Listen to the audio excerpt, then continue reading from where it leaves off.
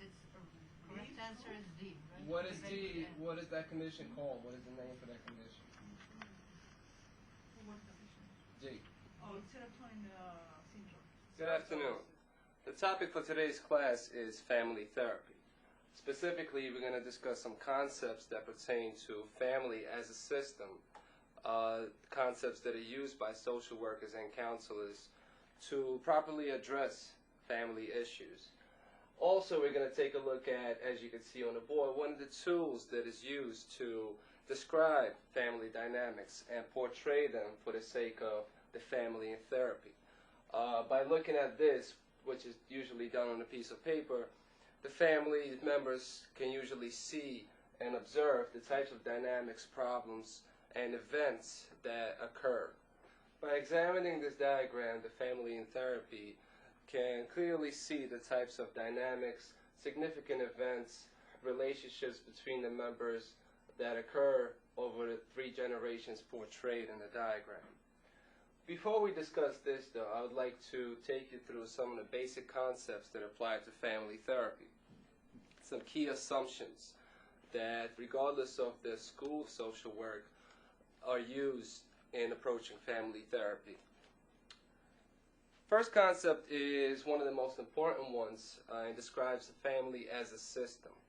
The family as a system is described in order to include the dynamics of both internal and internal events and the significance of the relationships between the family members. In other words, the family is viewed as a whole, and family members are not viewed as single members that are not connected to each other.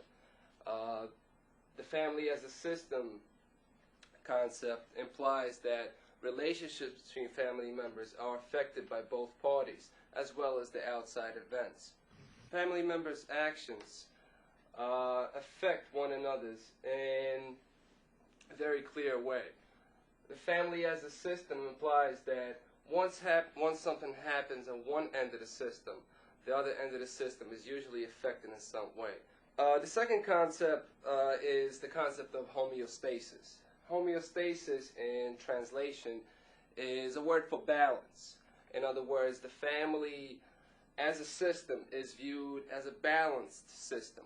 A system that's out of balance is not stable, whereas it's important for a family, regardless of whether they're functional or dysfunctional in their daily interactions, to remain stable. Otherwise, the family falls apart. Stability within a family is not always a good thing. Counselors often see that it is because of stability and unwillingness to change and inability to change because of rigid boundaries and rigid rules within the family is not always very responsive to treatment, at least in the first phase. The actual point of treatment oftentimes becomes the disruption of this balance, disruption of homeostasis. Only by disrupting the balance of the family, the therapist may take the family members through change and eventually recreate a whole new type of a balance, which hopefully will be more functional. Speaking of balance, balance is maintained by what's called feedback loops, in this case negative feedback loops. Negative feedback loops is a term used to describe interactions between individual family members. For example, mother and father. The mother may say something to the father that the father does not like. The father responds in a specific way that's particular to his state of being, to his emotional being. And the mother naturally responds in a similar way as well. In other words, the quality of the interactions does not change often. And here we see constant fights and constant disagreements that do not lead to any functional resolutions of the problem. These constant playbacks of the same type of interactions are called negative feedback loops.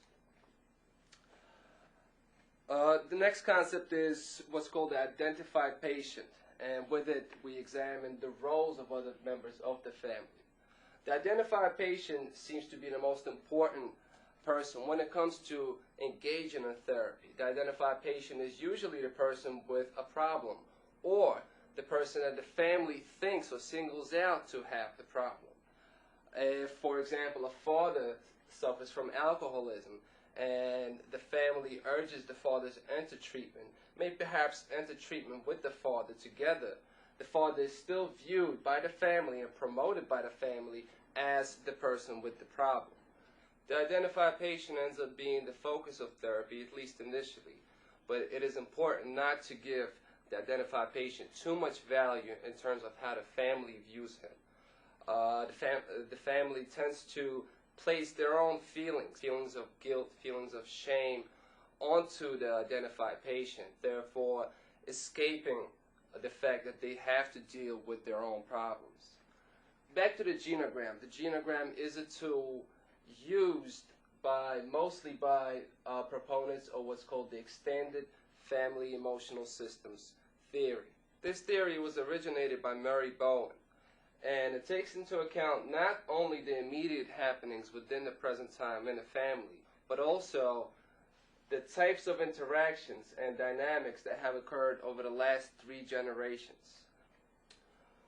Let's take a look at what exactly has happened within this family over the past 3 generations. We could see, starting from the top, that from the original members of the first generation, only Julia, who is now 80 years old, is still alive. The other 3 members of the family, the grandfather and the grandmother on the left-hand side and Bill on the right-hand side, have deceased.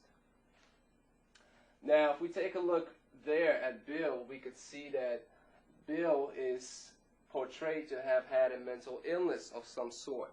Now, these diagrams could get as specific as you would like them to be for the purposes of displaying the types of mental illness or criminal justice involvement or the types of abuse that may have taken place, for example.